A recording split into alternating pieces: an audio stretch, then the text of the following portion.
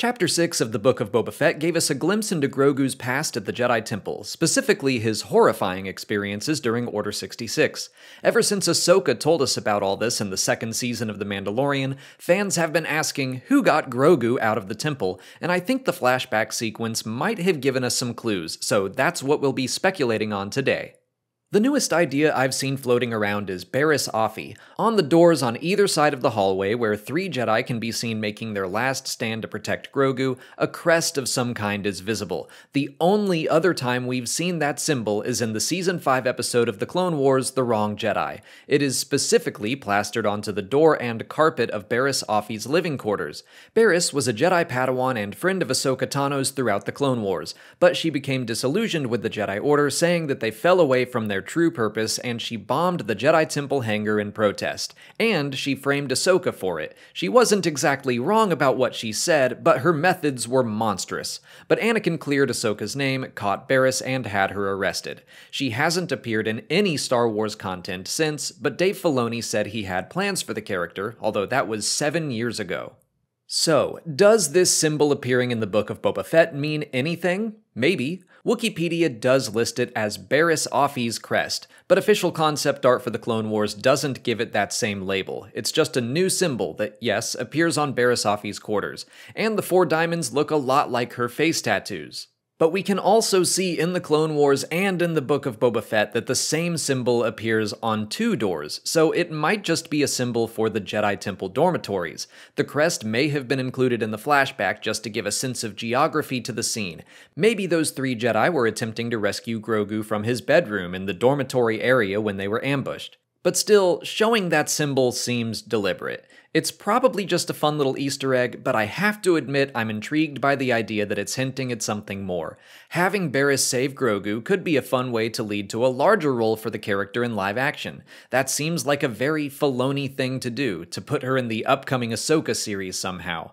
But Barriss should still be locked up in Jedi jail somewhere. She would have to somehow escape and decide to go back and help the same people she just bombed without remorse. So I don't know. I'm intrigued, but I don't quite buy it. And I actually have another theory. When Ahsoka first meets Grogu, she is pretty vague about what happened to him. She says he was hidden when the Empire rose to power. She says someone took him from the temple, then his memory becomes dark. So I'm wondering if Grogu wasn't rescued from the Jedi Temple. What if the rescuing came later? In Grogu's flashback, when the clone troopers finish off the Jedi, they just start heading towards him. What if they had different orders specifically for Grogu? Palpatine has been known to kidnap Force-sensitive babies, and he probably would have placed high value on a member of Yoda's species. Because Ahsoka never says Grogu was rescued from the temple, just that someone took him from the temple and he was hidden. She might not even know the full story, she is just sensing his thoughts. We all assumed Grogu was rescued and hidden safely, but he could have been taken and hidden by the Empire. Where would they hide him? Maybe in a secret mountain base on the planet Wayland? Mount Tantiss was introduced in the final episode of the first season of The Bad Batch, a series that is about the Empire's rise to power. That was a Legends location as well, introduced in the original Thrawn trilogy of books by Timothy Zahn. Thrawn used the base for cloning a new army of stormtroopers in his campaign to restore the Empire. In The Bad Batch, the Kaminoan Nala Se is brought to Mount Tantiss, so I think it's safe to say they still have cloning operations going on there. We know from The Mandalorian that the Imperial Remnant wants Grogu for the midichlorians in his blood, and that they're working on cloning something. Maybe it's Palpatine, maybe it's Snoke, I don't know. Whatever it is, Grogu is involved. So I think it's possible the clone troopers captured him during Order 66 and took him to Mount Tantiss. The Empire probably began their experiments way back then, nearly 30 years before the events of The Mandalorian and the Book of Boba Fett, when Grogu was an even babier Yoda. That's why his memory is so cloudy, because it was incredibly traumatic, and he suppressed all of it. But don't worry, there's hope. I don't think he stayed at Tantiss for long. With that secret base's introduction taking place in The Bad Batch, I have to assume it will reappear in the show's second season. Maybe Nala Se will get a message out to Clone Force 99 requesting their aid. She's already stuck her very long neck out to save Omega from the Empire. If she sees experiments being performed on the cutest baby creature in the galaxy, I bet she would try to help, and maybe she'd be able to escape too. From the business side of Star Wars, bringing Grogu into the Bad Batch is kind of a no-brainer. It would help funnel fans of the live-action series straight into the animated shows, the same way Ahsoka's appearance in The Mandalorian encouraged fans to start watching the Clone Wars.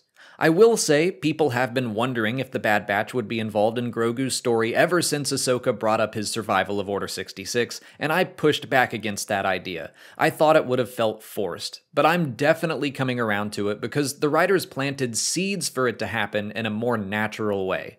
But for now, that's just pure speculation. I still think the way the flashback scene ends, there's plenty of room for more to be revealed. Maybe Barriss Offee will kick one of those doors open to save the day, or maybe Quinlan Vos or some other familiar Jedi saves Grogu, and we'll see all that unfold in more flashback sequences.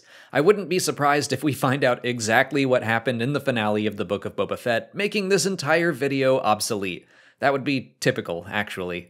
But let me know who you think rescued Grogu down in the comments. If you haven't already, please like this video, subscribe to the channel to keep up with all our Book of Boba Fett coverage, and consider checking out our Patreon page for even more. We're releasing video reactions and audio commentaries for every episode as they come out. As always, thanks for watching, and may the Force be with you.